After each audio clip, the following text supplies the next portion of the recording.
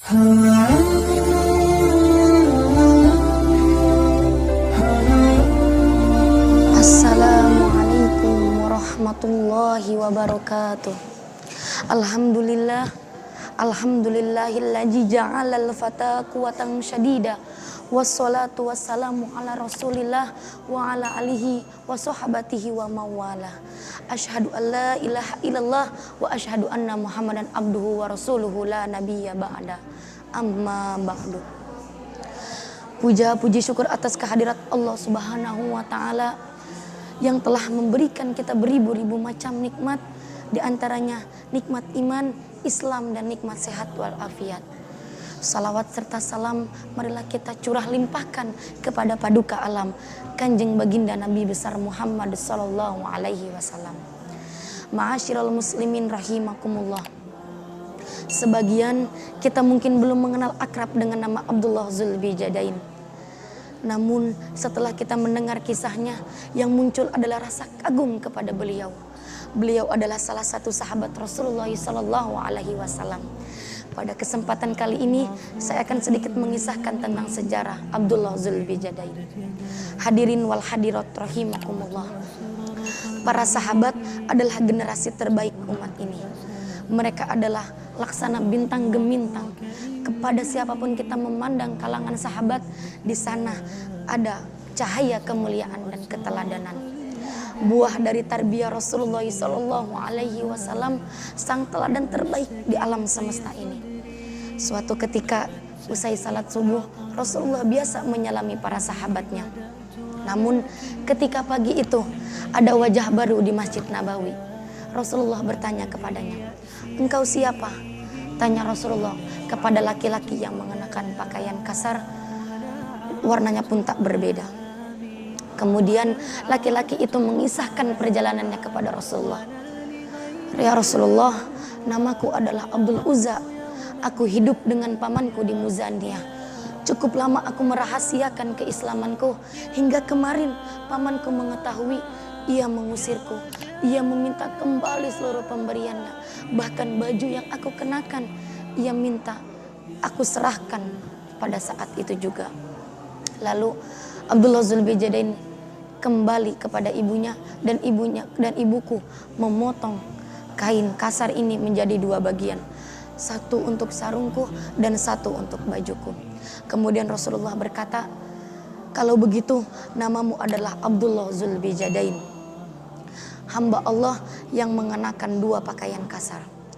Hari berganti, waktu berjalan begitu cepat hingga tahun pun berganti. Abdullah Zulbijadain senantiasa bersemangat untuk beramal baik dan memperjuangkan agama Islam. Keterbatasan tidak menghalanginya dari perjuangan dan untuk membersamai Rasulullah SAW. Bersama dengan para sahabat yang lain, ia menjadi ahlus sufah dan ia tinggal di Masjid Nabawi karena ia tidak memiliki tempat tinggal. Justru dengan cara itulah ia memiliki banyak kesempatan dengan lebih dekat Rasulullah SAW untuk belajar tentang agama ini. Keterbatasan ekonomi juga tidak menghalanginya untuk memperjuangkan agama Islam. Abdullah Zulbijadain dalam setiap kesempatan jihad ia menginginkan syahid fisabilillah. Syahid di jalan Allah adalah cita-cita tertingginya. Seperti slogan para mujahidin, "Asyahid fisabilillah asma amanina."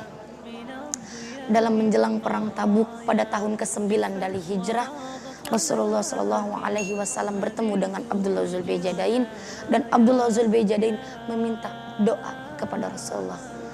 "Ya Rasulullah, doakan aku terbunuh dalam peperangan ini." Rasulullah menjawab, "Tidak, engkau tidak akan terbunuh. Akan tetapi jika engkau sakit, demam, lantas wafat, engkau mati syahid." Dan benar, perang Tabuk dimenangkan tidak dengan peperangan, dan Abdullah Zulbijadain tidak terbunuh. Namun ketika hendak kembali ke Madinah, Abdullah Zulbijadain sakit demam. Hingga pada suatu malam, Abdullah bin Mas'ud mendengar seseorang yang sedang menggali tanah. Tampak terlihat cahaya dari tempat yang agak jauh dari kemahnya.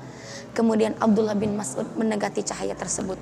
Rupanya Rasulullah dengan para sahabat yang lain sedang menggali makam, dan Rasulullah membopong jenazah itu dan memasukkannya ke liang lahat.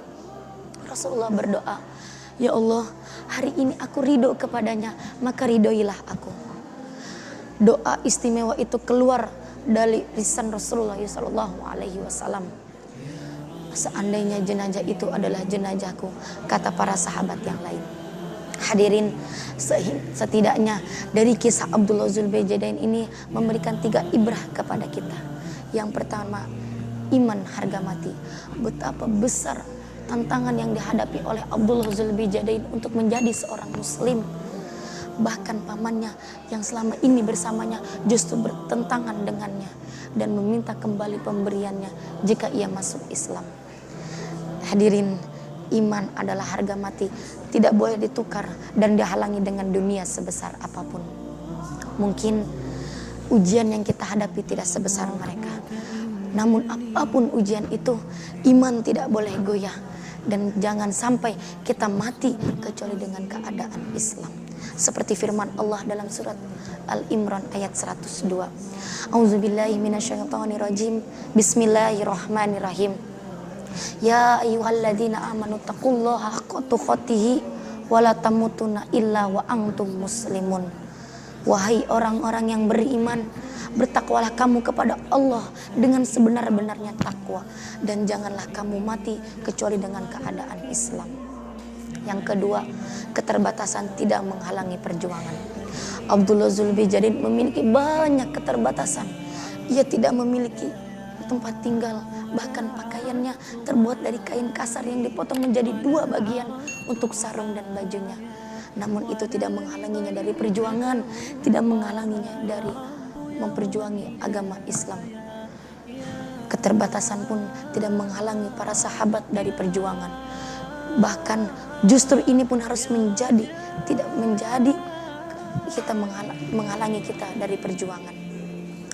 Seharusnya kita berjuang menolong agama Allah, maka niscaya Allah akan memberikan pertolongannya kepada kita.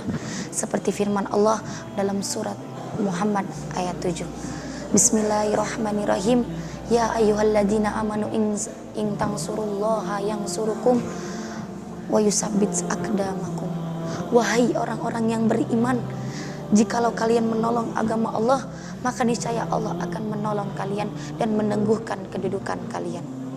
Yang ketiga, orientasi akhirat. Para sahabat menjadikan akhirat sebagai orientasi tertinggi.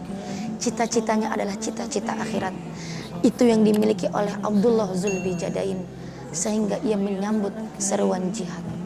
Itu yang membuatnya meminta doa kepada Rasulullah agar ia mati syahid. Demikian pula Abdullah bin Mas'ud yang iri kepada Abdullah Zulbijadain karena mendapatkan ridho Rasulullah SAW dan didoakan mendapatkan ridho Allah yang pastinya diridhoinya.